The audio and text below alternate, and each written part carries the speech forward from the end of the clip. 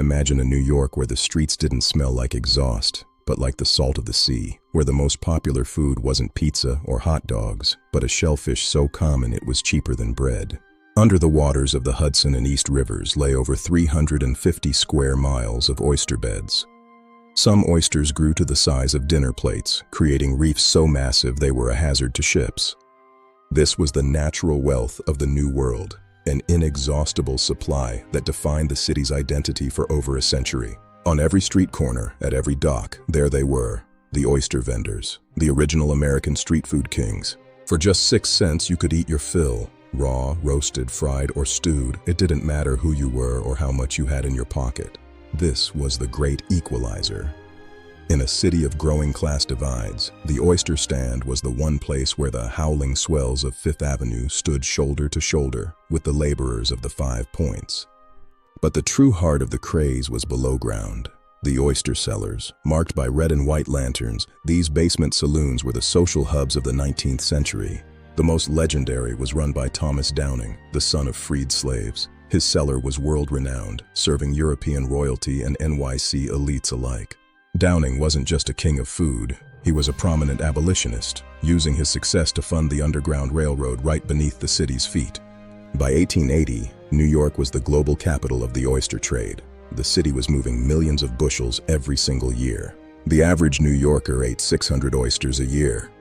To keep up with that hunger, the industry had to innovate, and that innovation changed everything. The opening of the Erie Canal and the expansion of the railroads meant fresh oysters could finally reach the American interior. Even pioneers on the Santa Fe Trail were enjoying champagne and oysters. The Cove oyster tin became a staple of the American frontier. But to feed a nation, the old ways weren't enough. Enter the iron mesh dredge, a machine that could scrape the ocean floor clean. Sailing vessels known as skipjacks could now harvest in depths and quantities that were previously unimaginable. The boom was officially on.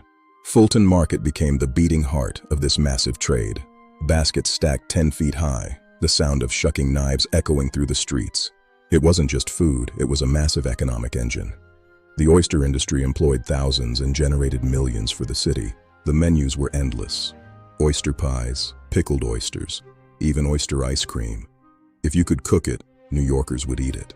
Oyster stands were the 19th century version of the late-night diner, the perfect end to a long day or a night at the theater. It was a flavor that everyone loved, a taste of the ocean that belonged to everyone, from the highest lord to the lowest laborer. By the mid-1880s, the harvest hit its absolute peak. Maryland waters alone were producing over 20 million bushels a season.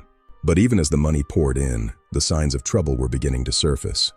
The oysters were getting smaller, the beds less dense. The dredges weren't just taking the oysters, they were destroying the reefs, the very habitat that the young spat needed to grow. We were taking them faster than they could reproduce. The myth of the inexhaustible supply was about to be shattered. As the beds near New York were depleted, oystermen began to fight over the remaining territory, sparking oyster wars across the Chesapeake. To keep the New York market alive, they started importing spat from the South, trying to farm what they had once simply taken for granted. But it wasn't just overfishing. As the cities grew, so did the pollution. The very waters that nurtured the oysters were turning toxic. Oysters are filter feeders, they clean the water. But when that water is filled with raw sewage, the oysters become deadly. Major typhoid outbreaks began to be linked back to the beloved oyster. The fear started to spread through the city faster than the hunger ever had. The reputation of the blue-collar king was crumbling. The food that had fueled the city was now its greatest threat. Then came the final blow: prohibition. The bars and saloons where oysters were the primary snack were forced to close. With no beer to wash them down and no places to gather, the demand for the street oyster vanished almost overnight. By the turn of the century, the wild oyster populations of New York Harbor were functionally extinct. The great reefs were gone. An entire culture built on the abundance of a single bivalve had vanished. The oyster was no longer a street food, it was becoming a luxury. As the supply plummeted, prices skyrocketed. The food of the poor became the delicacy of the rich. The king had been dethroned. Today we think of oysters as an indulgence, but for our ancestors, they were the taste of everyday life in the world's most vibrant city. This is just the beginning of the story. The fall was dramatic, but the efforts to bring the king back are even more incredible. Join us for part 2, where we see how New York is fighting to reclaim its natural heritage. The stories behind the food continue. By the 1920s, the bustling energy of the oyster docks had been replaced by a chilling silence. The king wasn't just dethroned, he was dead. As New York climbed toward the sky with skyscrapers, it looked away from its water. The harbor became a convenient, invisible sewer for a city of millions. An entire generation grew up without ever knowing the taste of a New York oyster. The street stands were gone, replaced by the standardized speed of industrial hot dogs. By 1906, the scale of the problem was undeniable. The city was discharging over 450 million gallons of raw sewage every single day, right into the heart of the oyster's home. The democratization of the city was lost. People no longer stood shoulder to shoulder at the harbor's edge. The salt air was replaced by smog. The decline began in 1924, when a catastrophic typhoid outbreak in Chicago was traced back to New York oysters. Panic swept the nation as the ultimate street food became a lethal threat. By the mid-20th century, the water was so toxic that it was said a person could go blind just by looking at the Hudson for too long. The reefs were buried under feet of toxic silt. The end came in 1927. The last of New York's oyster beds in Raritan Bay were officially closed. A century of tradition and a global industry had simply ceased to exist. The first glimmer of hope arrived in 1972. The Clean Water Act finally made it illegal to use the harbor as a trash bin. But for the oysters, it seemed too late. Slowly, the water began to heal, but the wild reefs were gone. The structure that once supported half the world's oysters had been flattened and forgotten. In the late 90s, historians and scientists began to look back. They realized that the harbor wasn't just a body of water. It was a lost empire. The movement began at the New York Harbor School, a public high school dedicated to maritime technology and environmental restoration. This was the incubator for change. Murray Fisher and Pete Malinowski saw something others missed. To clean the water, they didn't just need more regulations, they needed the oysters. In 2014, the Billion Oyster Project was officially launched. The goal was audacious: 1 billion live oysters by 2035, one for every New Yorker. The project created a beautiful irony. The very restaurants that once signaled the oyster's transition to luxury became the primary source for its restoration. They partnered with over 70 restaurants. Every discarded shell was no longer trash, but a precious resource for a new home. The shells go to a curing yard where they sit for a full year. The sun and the weather naturally sanitize them, removing any human pathogens. It's a waiting game. These ancient shells are the essential foundation. Without them, the microscopic oyster larvae have nowhere to land. In the hatchery, millions of larvae, spat, are introduced to these recycled shells. It's a delicate, high-tech process to recreate what once happened naturally. Public school students manage these tanks.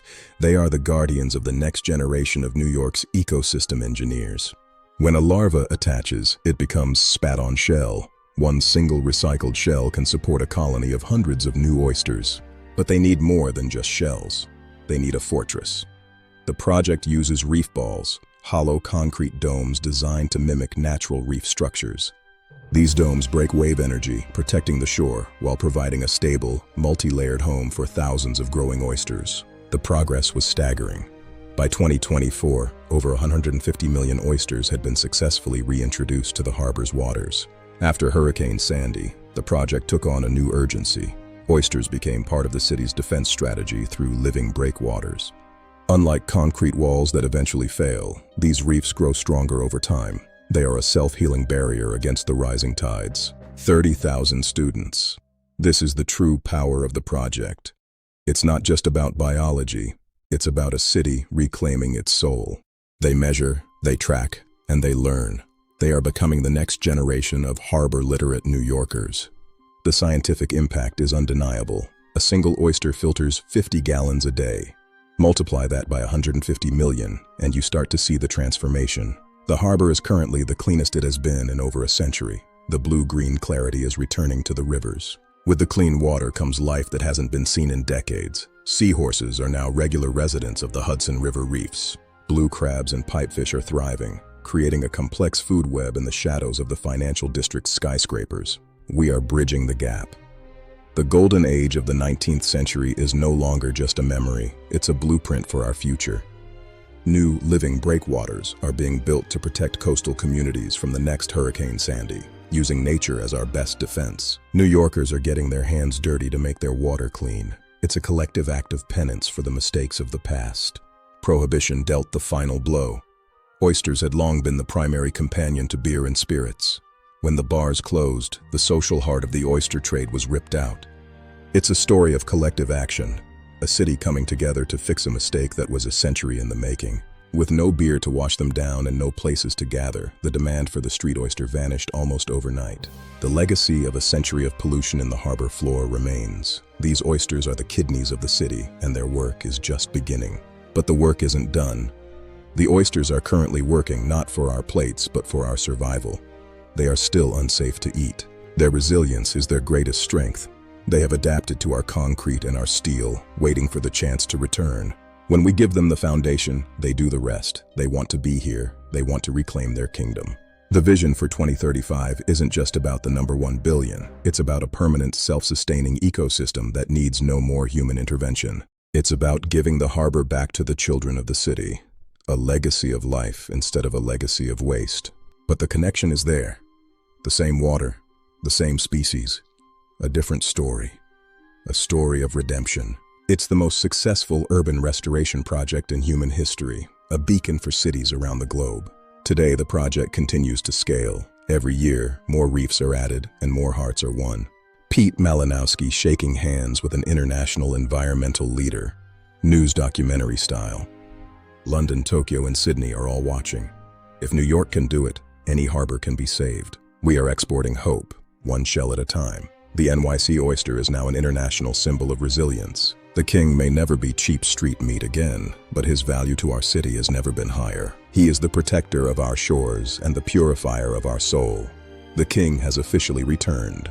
From the crowded basement cellars of the 1800s, to the toxic, silent desert of the 1900s, to the vibrant living reefs of today. The story of the American oyster is the story of our capacity to heal what we have broken. Join us for part 3, where we look at the future of urban ocean farming beyond just the oyster. You can be a part of the return. Visit the Billion Oyster Project to see how you can help. Don't forget to like and subscribe for more deep dives into the hidden history of your favorite foods. Thank you for watching. The king is back. Long live the king.